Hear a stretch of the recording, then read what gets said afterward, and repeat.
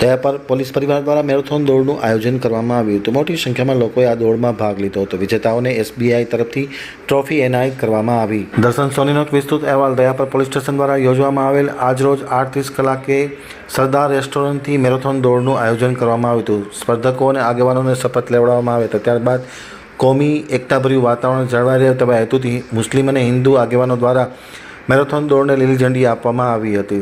દયાપર ગામમાંથી પસાર થયેલ ત્યારબાદ જય માતાજી મિત્ર મંડળ દયાપર દ્વારા સ્પર્ધકોને લીંબુ પાણી પીવડાવવાની વ્યવસ્થા કરવામાં આવી હતી.